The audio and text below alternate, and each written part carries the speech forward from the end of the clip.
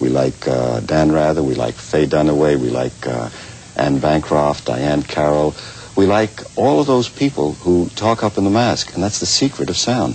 Some of the celebrities you mentioned are celebrities that you have worked with. Some of them. Diane Carroll, for example. Mm-hmm. What was her problem? What did she come to you for? Diane Carroll tells a story in Change Your Voice, Change Your Life. The title is very apropos. It's very meaningful because people, when they change their voice, do in a sense change their life. The speaking voice represents 80% of us, what we do throughout the day, verbally. We use the voice to represent ourselves. And if we have a funny voice or we have a low, throaty voice, when we hear ourselves played back, it's an awful sound. Yes. Most people know that. They don't know where to go and what to do. Diane Carroll had a problem with her voice, and she talks about it. I changed it in a few sessions. She has a new voice. The voice is held up. She has a new show recently, and her voice sounds great. Yes. And she was very glad to talk about it in the book. Another person, O.J. Simpson, one wouldn't think that O.J. would have a problem with his voice. O.J. is a sweetheart, and he was in New York doing Monday Night Football. He had a problem. He had serious pathology, or pathology as we call it, a polyp, and his voice was going. He wasn't heard. People were complaining that they couldn't understand what he was saying. So he came from New York by request of his doctor, Dr. Harvey Paley, and he came out here. Dr. Paley is out here, and I saw him, and we took care of his voice, and he sounds great today. And he said, I think you see what he says in the book. Yes. Why do people develop these problems? Why do we sometimes begin to speak in a way that isn't natural? It's our desire to sound impressive. We know we don't sound good. We hear ourselves on a tape machine, and the tape machine comes back playing us like that. The sound revolution is the most important factor in why people try to change their voice today.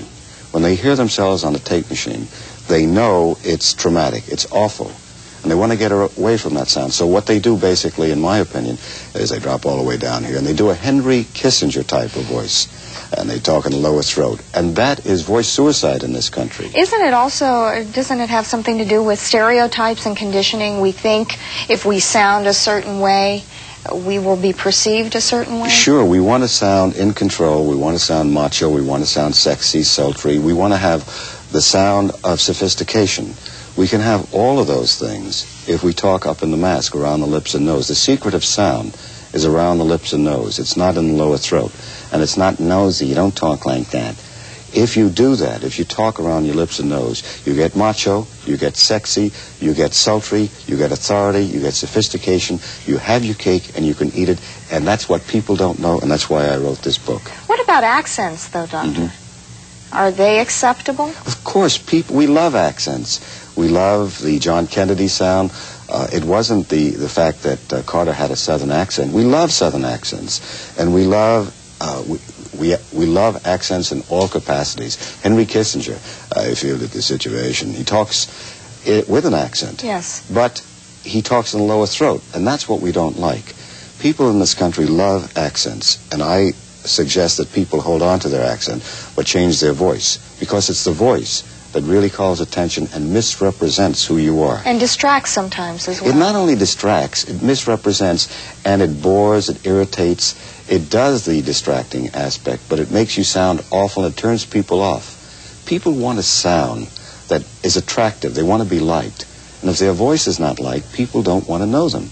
Therefore, when they talk, people disappear. They have excuses for not being there. They don't want to be with you. And it's because of your voice quite often, and nobody is going to tell you except that sound replay of your voice. And when you come back sounding this way, or you sound all the way down here, which you don't have to sound, people disappear and leave you.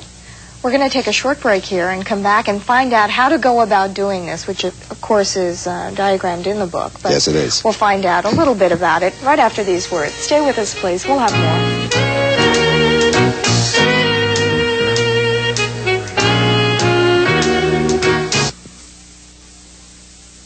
Welcome back to Two With You. Joining us today, Dr. Morton Cooper, the author of Change Your Voice, Change Your Life. And in the book, you describe something called vocal suicide. What is that? That's the all-American game. It's the national pastime.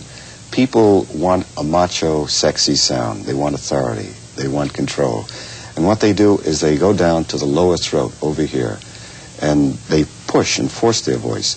They get problems from it. They get hoarseness, throat clearing. Throat clearing is a leading symptom in this country. It's not basically caused by postnasal drip or allergy or sinusitis. It's caused by misuse and lower throat syndrome. There's a gentleman by the name of Dr. Gershon Lesser here in town who has indicated in the book that I believe he says 3/4 of the people he sees who complain about postnasal drip, sinusitis, and allergy are misusing their voice from the lower throat. Voice suicide is what O.J. Simpson had.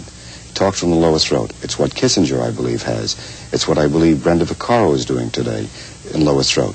And many people in this country commit voice suicide, don't know they're doing it, and when they do, they have these crazy symptoms. Their voice gives up, they can't talk easily, it's effortful to talk, and they're very tired from talking. They don't know the syndrome is called voice suicide. Change your voice, change your life. You give a very simple plan to follow, something that we at home can do. We don't have to seek the help, go out to a speech pathologist and enlist his support. We can do it ourselves. That's right. This is a simple, revolutionary, natural approach to finding your own voice and doing it for yourself.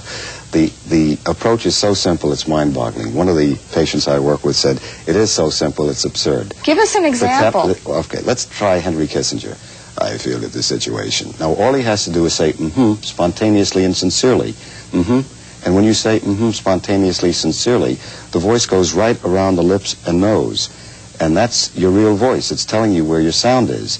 Nature is there. It took a period of years for me to find out that there's a natural approach to finding the voice. Not a piano, not a pitch pipe, not complicated exercises, but very simple, direct, revolutionary techniques that you can do in seconds and in minutes a day, practice at home, in the leisure of your own home, and you can find your natural voice, use it, and become very, very impressive in sound. Just by saying Just by saying if you have the lower throat syndrome, which is called voice suicide. There are two approaches. If you're down in the lower throat, you want the then you say one, two. What you do is and then you talk the other way. One, two. The lower throat is where you don't want to talk. That's where a number of Americans talk. And they want that macho, authoritative sound. You can get the macho, authoritative, sexy sound by saying one, two, hello, how are you? You can have Peter Jennings, you can have Dan Rather, you can have Orson Welles, Lorne Greene, Faye Dunaway, you can have Shirley MacLaine, Diane Carroll, but it has to be up here, and that's the secret of sound. Also, once this is developed, what do we have to gain by it? You have a tremendous amount to gain. You are heard, liked, wanted, lusted, hired, and you're not fired and disowned. If you talk like this, people don't want to know you. Shove you off in a corner somewhere. They shove you off in a corner. You have a little boy's voice or a little girl's voice. We want a real person's voice. We want a natural voice. And when we do that, we change our life, we change our voice, and we change our life that way. And that's what I'm trying to tell the American public. There are techniques. When you talk too high, all you have to do is say certain words, do certain things, and your voice comes out naturally and effectively, and you practice minutes a day, and you have that new sound if you really work at it. Dr. Morton Cooper, thank you so much for joining us today. It's my pleasure. And you can do it yourself. All you have to do is read this book, follow the quick and easy steps involved, change your voice, change your life. I think you'll find it very interesting. We're going to take a short break here and be back right after these words. Stay with us.